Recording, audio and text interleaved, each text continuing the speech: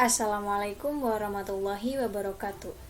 Here we are from the fourth group. We will present about cross-culture understanding that explain about family values. There are 6 points that we will discuss in this presentation. The first point is the definition of family values. The second point is about child raising. The third point is about young adulthood, and the fourth point is about the elderly. The fifth point is about the nuclear and extended family, and the last point it talks about stability and change in the family. We go to the first point, that is definition of family values. Values is defined as the quality or worth of a thing.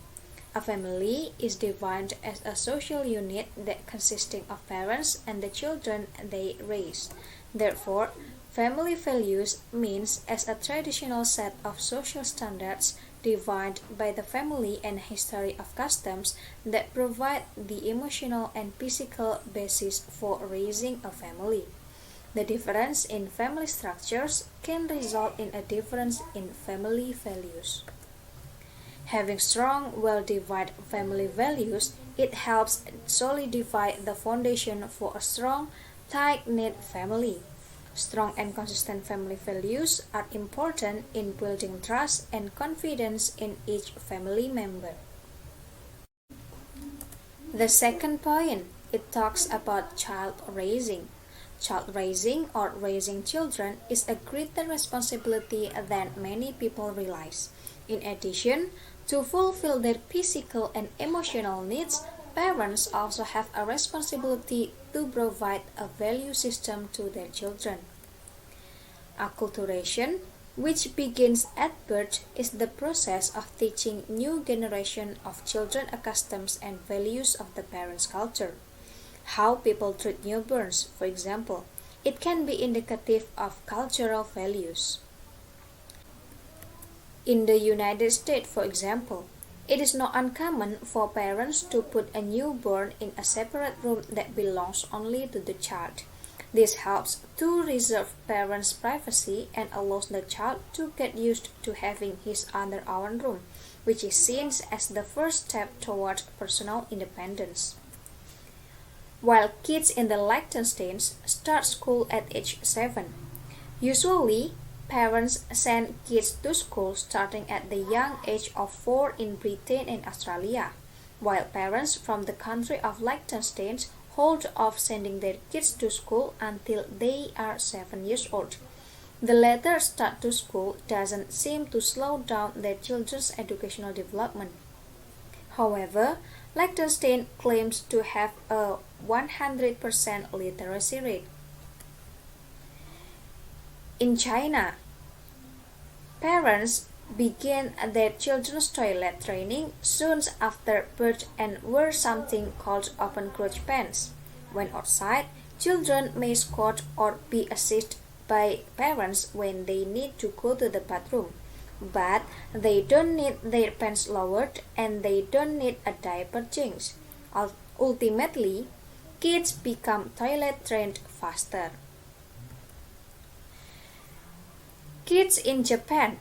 Kids in Japan are seen using public transportation on their own from a young age.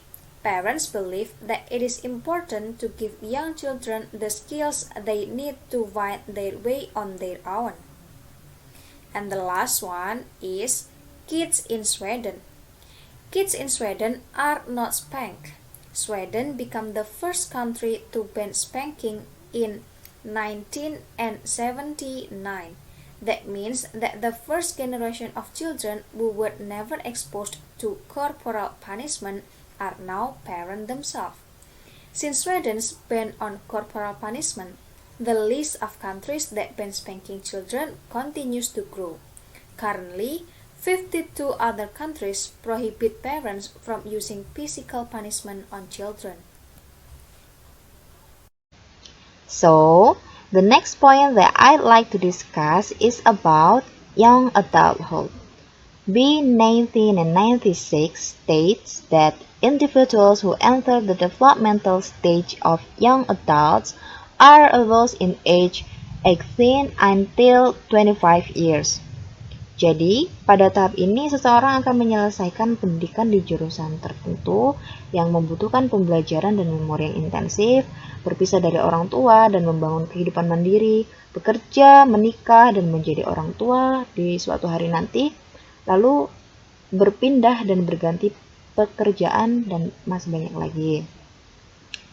And this is a time of life when very little is normative. It is a period of frequent change and exploration that covers many aspects of their life, like home, family, work, school, resources, and role.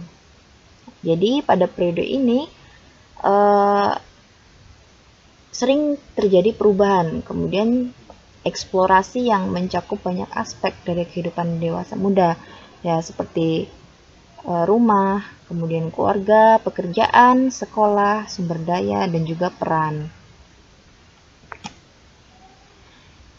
In many families, parents feel that children should make major life decisions by themselves. Jadi orang tua mungkin mencoba mempengaruhi anak untuk mengikuti profesi tertentu. Tetapi anak memiliki hak atau kebebasan untuk memilih karir atau profesi yang mereka inginkan. Terkadang anak melakukan hal yang berlawanan dengan keinginan orang tua untuk menegaskan kemandirian mereka. Contohnya, seorang laki-laki mungkin dengan sengaja memutuskan untuk tidak terjun ke bisnis ayahnya karena takut kehilangan otonomi di tempat kerja ayahnya. Nah, jadi kemandirian dari orang tua itu bukan merupakan indikasi bahwa orang tua dan anak tidak saling menyayangi. Kasih sayang yang kuat antara orang tua dan anak bersifat universal dan ini tidak terkecuali dalam keluarga Amerika. Jadi hidup berdampingan dan penuh kasih sayang yang seperti itu dalam keluarga Amerika ini merupakan nilai-nilai budaya dan juga kemandirian. Next, compared with childhood and adolescence, young adults take longer to consider difficult problems before deciding on course action, are less influenced by the lure of rewards associated with behavior, are more sensitive to the potential costs associated with behavior, and have better developed impulse control. Next, young adulthood in America have typically been encouraged to leave the nest and begin independent lives, while in Japan and Korea, over levels high education relative to other societies including in the West, and family background does not seem to be as strongly related to educational achievement in East Asia as it is in the West. So, the fourth topic is about the elderly.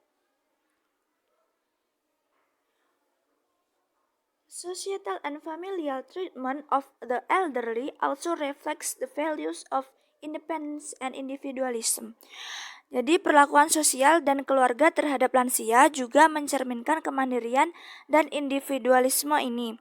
Dukungan keuangan mereka seringkali diberikan oleh sistem jaminan sosial atau kesejahteraan yang mengurangi ketergantungan pada keluarga mereka. Selain itu, orang yang lebih tua mungkin mencari teman sendiri daripada menjadi terlalu bergantung secara emosional pada anak-anak mereka. But elders also have an important role in the family. Namun begitu, mereka juga memegang peranan penting di dalam keluarga. Older members of the family have often lived through harder times and be a source of inspiration for younger family members. Para lansia sudah seringkali mengalami berbagai kesulitan dalam hidupnya, sehingga mereka bisa menjadi sumber inspirasi bagi anggota keluarga yang lebih muda. Kisah-kisah mereka tentang kesulitan atau sekedar menjalani hidup dalam waktu yang lama membantu anak-anak untuk menyadari bahwa hidup dapat dinavigasi melalui tekad dan kerja keras. An older family member can often provide the role of mentor, encouraging and inspiring a younger child to chase their dreams. Seringkali mereka dapat memberikan peran sebagai mentor, mendorong dan menginspirasi anak-anak yang lebih kecil untuk mengajar impian mereka. Pada saat hubungan orang tua anak sulit, mereka juga dapat menjadi perpanjangan dari cinta tanpa syarat yang diberikan dalam keluarga.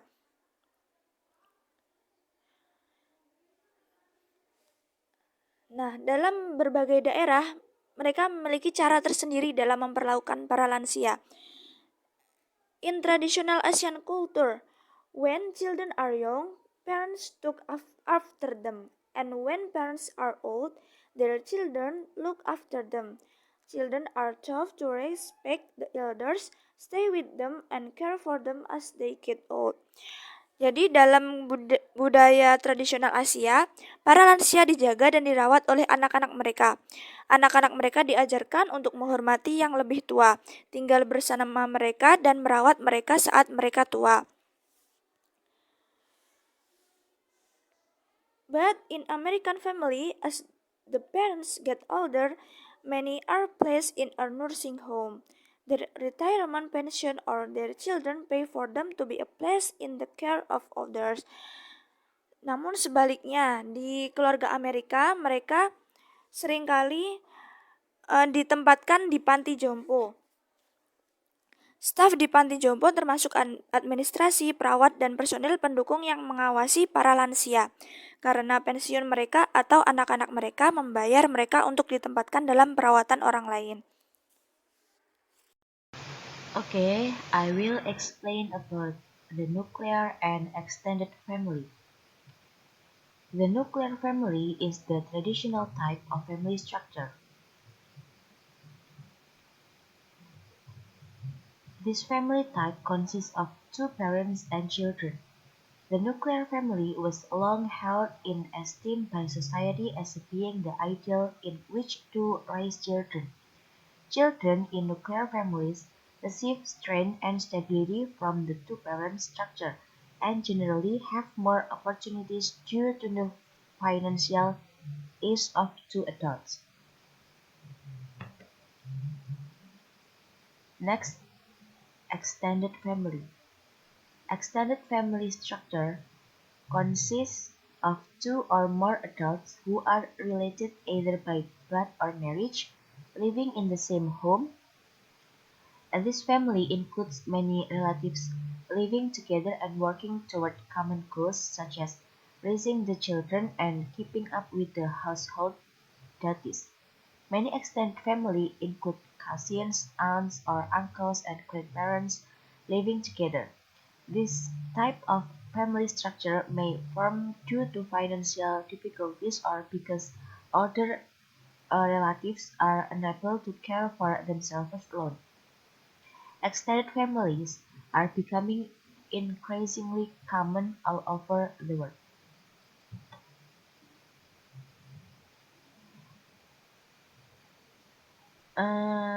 In both nuclear and extended families, the culture imposes set roles upon parents. Traditionally, the male has been responsible for financial support of the home and family members. The female has often been responsible for emotional support, child raising, and housekeeping. However, among some people in parts of the United States, these parental functions are no longer fixed.